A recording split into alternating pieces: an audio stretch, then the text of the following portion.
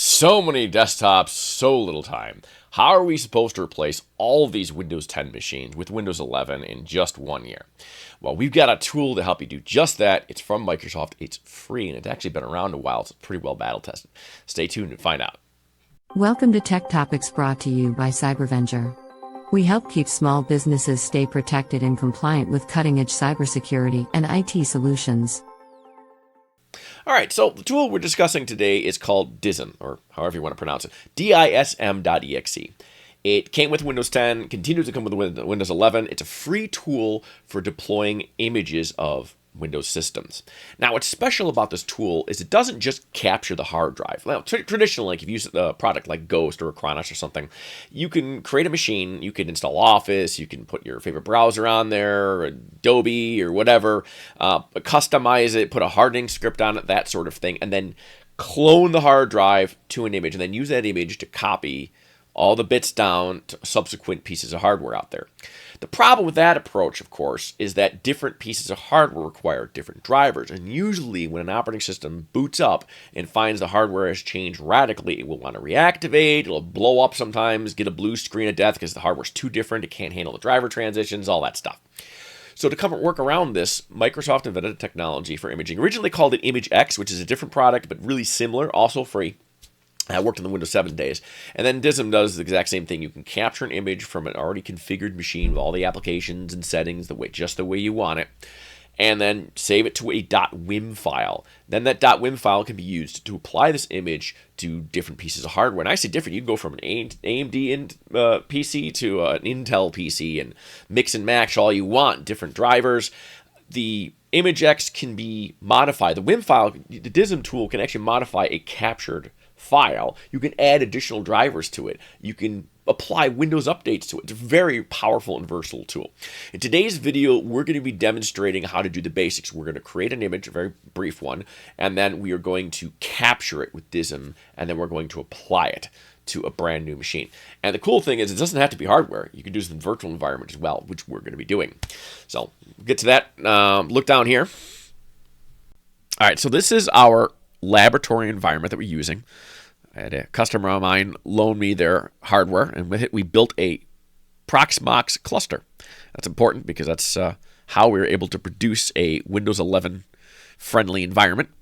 We have our Windows 11 guest here, and what makes it Windows friendly is that down here under hardware we have a TPM. That's a virtual TPM. I did a whole other video that you can take a look at on our channel that shows how to create a Windows 11 ready guest, how do you create a virtual TPM even on a hardware that does not have a TPM. So to be clear, this hardware has no TPM module whatsoever, and normally that would be a problem for loading Windows 11, but not so much here. So other preparation that we needed for this imaging process is we created 2 CD-ROMs. One is got an image of the drivers for Proxmox we're probably going to need during the installation of, and certainly if we're booting off of our PE environment, which I'll talk about momentarily. Here's our actual boot CD that we're going to boot off of. And to configure that, we go under Options. And under Boot Order, we can set IDE as our boot options. You can just basically drag these to whatever you need. In this case, we want to make sure that we're booting off of IDE 2. That's already done, so I'll just close out of here. Now, onto the Windows 11 box itself. This is our Windows 11 golden image, if you want to call it that. That's got all of our proper configurations. It's got all the applications installed that we want, any configurations that we want to have all of our machines to come with automatically without having to manually configure. And the problem with Windows 11 versus 10 is that BitLocker is automatically on, whether you want it there or not. That's hence why they need the TPM module. And we're going to need to turn that off in order to image it. DISM is our imaging capture and deployment tool, and it will not read a Windows 11 partition unless it's been deactivated in terms of BitLocker. So we're going to do that now on our golden image. We're editing our golden image. We're right-clicking on our... Oops. No, there we go. No, what do you do? Run as administrator. There we go. So there's a tool that allows you to manage your BitLocker state in your Windows 11. And it's just manage-BDE. And status is a good place to start. What's our current status? Well, our current status, as you see here, is protections off, percentage encrypted is 2.4. It is being decrypted as we speak. And the reason that is because I've already run this step ahead of the video, and it takes a while. It's not done. But what I did to turn it off is I typed manage BDE off and then C drive. And that's it. That's the command. That's all you got to do. You run that first, then you can do your imaging. And when you're done, you would go back and you would turn it on the same way. Now, we're not done, so I'm just going to check the status here and see if it's finished or not. 2.2. Yeah, we were at 2.4, now we're at 2.2. I'm going to go ahead and pause the video for a moment here so you don't have to sit there and wait for this last 2% to finish up. All right, so waited about 5 minutes and finished up. So now it's fully decrypted. So now we should be able to see it in our PE environment. Now, a PE environment, what is that? A PE environment is a special type of Windows, not install because it's not installed. You can boot it and run Windows applications and commands on it. It's designed for maintenance, for rescue, and for setup. You can make your own PE disk from the Windows installation disk. We're not going to do that. I got lazy, and I should have set this off. I ended up using Hiren's boot disk because Hiren's boot disk is already reset up for you. It's not, there's no configuration to do. It's ready to go. That's what I'm saying. So we're going to take that here. We're going to pick our second media here, and we're going to use our DVD. We're going to pick our local storage. We're going to pick our Hiren's boot disk, and I'll show you what that looks like. It's really a nice utility. I had to shut the machine off to change this, oddly enough. It's not the case with every hypervisor, but looks at this here. So now we're going to start back up.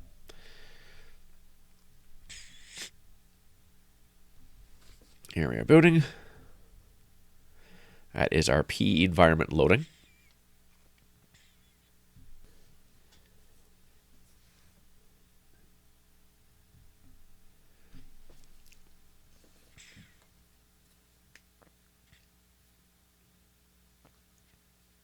Now you see it says installing OEM drivers. That's not going to be sufficient. We're going to have to help it out. It's going to need access to more drivers than just what it comes with.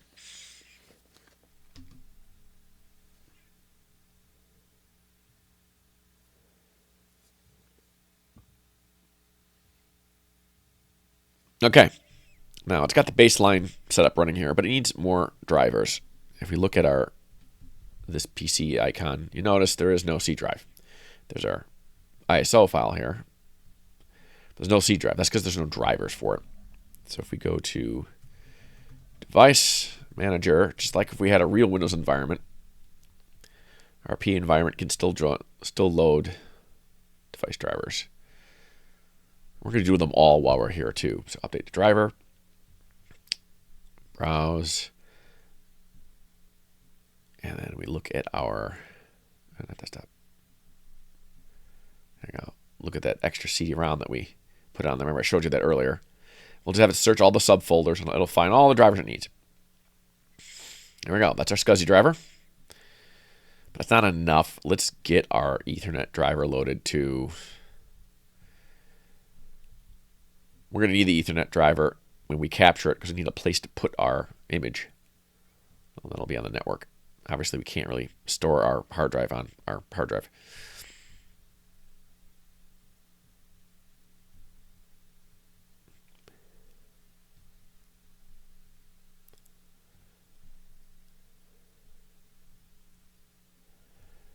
This is working pretty well here. I'm not sure what unknown device is, but what the heck. Let's go for it. Better to have the drivers and not need them. No. We could probably skip this one. Oh, PCI. I think this is the serial port, the virtual serial port. I don't think we actually need it, but I know it takes this one, so. All right, so I only got the one missing. That's not so bad. Now, if we go into this PC, it's probably still missing. Yeah, it's still missing. So we need to go to our computer management.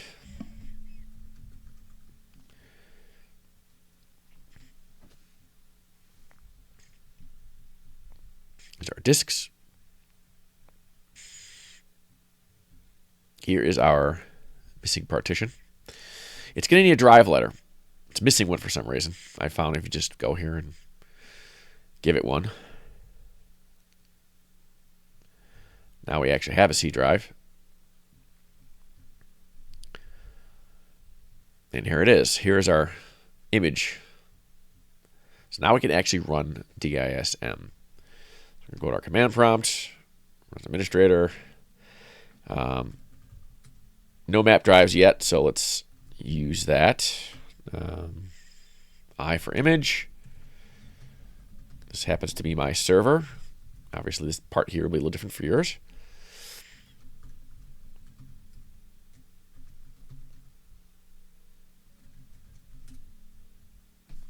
Probably have the wrong password. Let me try that again.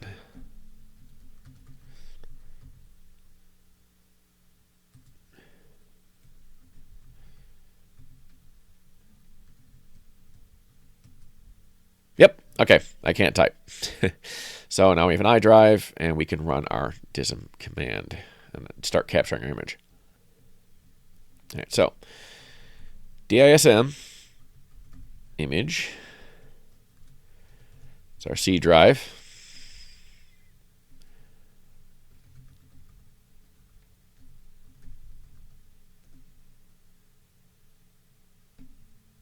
Wait, that's not, yeah, optimize, yeah. This is good because it'll help us optimize the image so it boots faster. We're going to optimize the image first. Sort of a performance enhancing trick, not strictly necessary. I'm gonna pause this video and let this run. Oh, nice. Right after I hit pause, it finished. All right, so now we can actually get on the business of capturing the image. Capitalize just like they have it.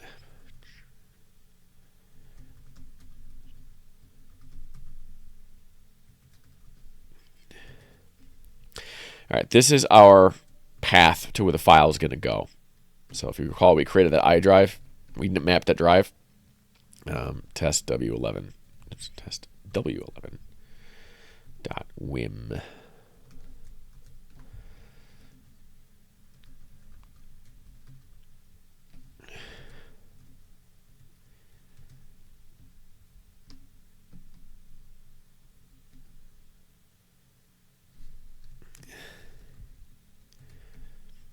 Anything we want.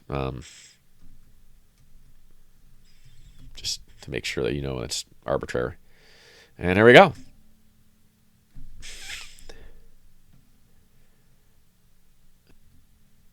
Oh.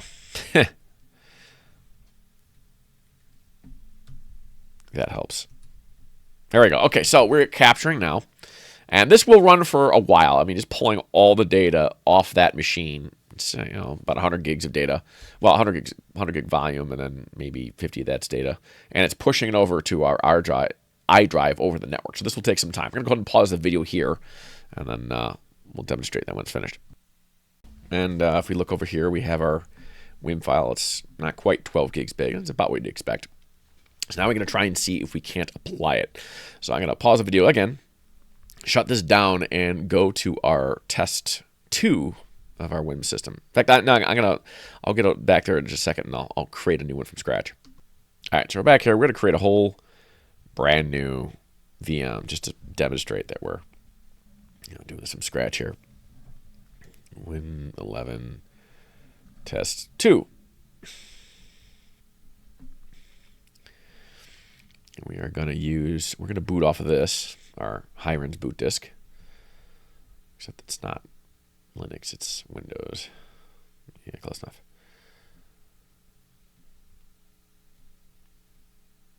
And TPM storage, look at that. We're going to store its TPM on our disk as well.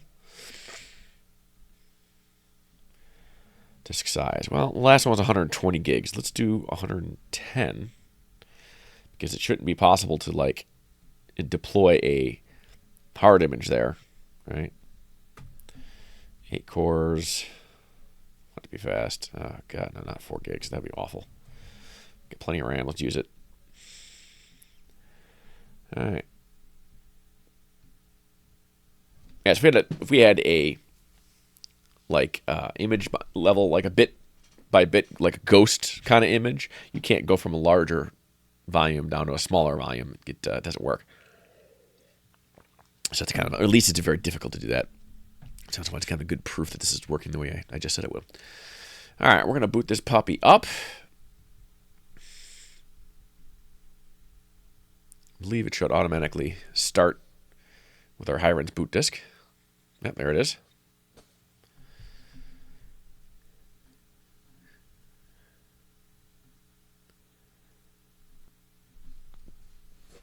Here we are booting again, just like last time.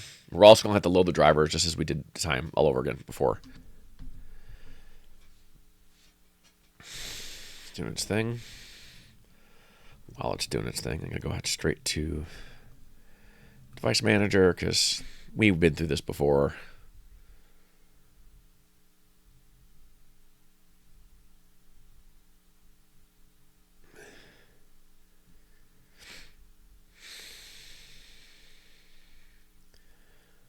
Well, I only see a couple missing items here.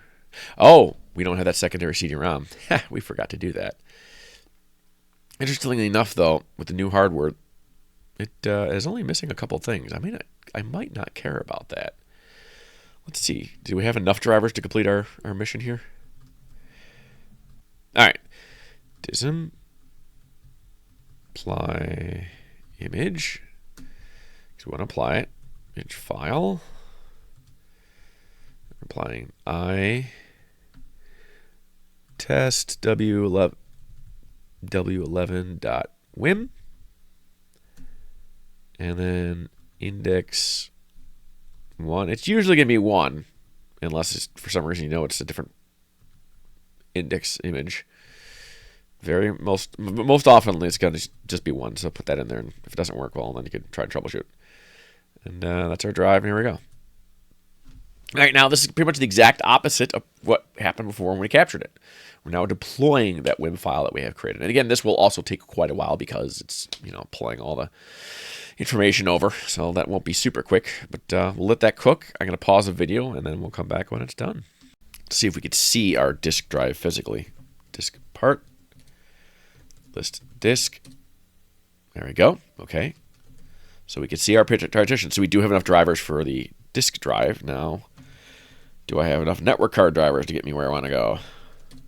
Like that. Okay, so next on our list before we can deploy this image is we have to create the partition table with all the Windows 10/11 boot partitions and all that stuff. And there's actually a script Microsoft creates to do just that. So we're going to go Google that puppy. Rather than me trying to copy their copyrighted thing. Create partitions, plural, -UEFI. Now, you could do BIOS if you're using BIOS, but BIOS is old and we're deploying Windows 11, so I'm guessing you're going to be using UEFI. And here is the script we're going to need to download.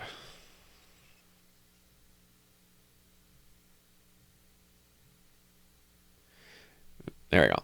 Create partitions UEFI.txt. So I'm going to create, first we're going to copy this because I'm a lazy typer. I'm going to go here and we're going to save this puppy to our X drive. See, look how lazy I don't even want that to name. There it is. Then we're going to go back here. And we're going to copy this whole script that Microsoft was nice enough to create for us. Don't say I didn't give you anything. And don't say I've never given you nothing, says Bill Gates. So here we got this. And then close that puppy out. Close this out. And now we're going to go back into our disk part real quick. And we just want to make sure that we have a clean partition table to work with. It was list disk 0. Yeah, it's 0. Select disk 0. And then clean will just erase any gobbledygook that might be hiding out. Just it's cleanliness thing. It's nice. Okay, now we can do disk part, and we want to do, is it S, I believe, is our thing here. Okay, disk part /S, and then when our X create partitions -uefi.txt, and then go. Okay, so this has created that, little initial boot volume and all that other stuff that we need. And it also gives us some drive letters to work with here. And we want, if you look at that, W is our drive here for Windows. We got our system, we got our recovery. Looks like a factory built, just as if we ran Windows setup on this thing ourselves. Which incidentally, you could do that, but, this is easier. All right, just like before, we want to map our iDrive.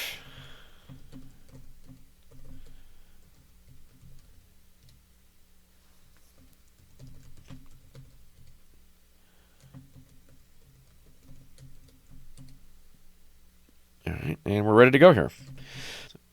DISM apply image is the thing we're doing. Image file is where it's sitting.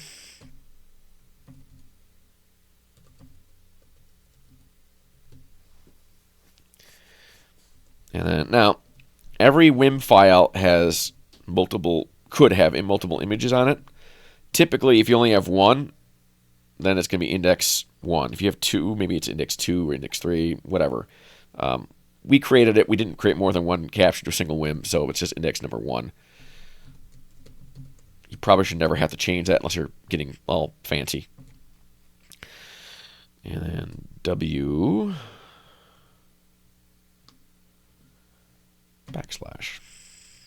Yeah. \. That should be it. And then we are applying the image. Just like the capture process, the applying process will take a while, so we'll come back to that briefly.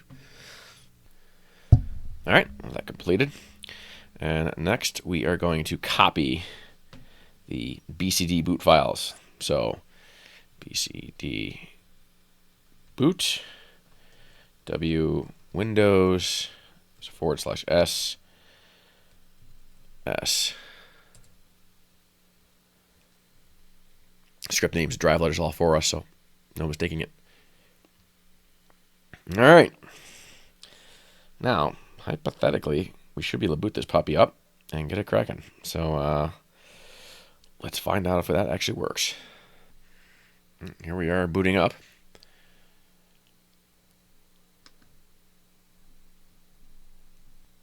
Well, there we go. It's getting devices ready, so that means it's loading the individual hardware devices for that piece of hardware. Ooh, it's getting there. Okay, here it is booted up. Hey, it took our credentials. That's a really good sign. And there we have it, folks. Brand new machine with all of our applications preloaded and everything. So that's how you image. Now, of course, you could certainly do this with a physical machine, but virtual machine was a lot easier for us. I don't have any physical machine hardware. But you do the exact same thing, only you'd be booting off like a USB drive instead of an ISO under there. So now that we've gone through the basic imaging process, it's important to point out that there is a piece that I didn't do, that is sysprep. So those who may have done imaging before may have seen sysprep. What sysprep does, it takes the original base image and strips out any identifying information in terms of the system ID. So you don't have duplicate system IDs up on the network and trying to connect to Active Directory. That can cause all kinds of trouble.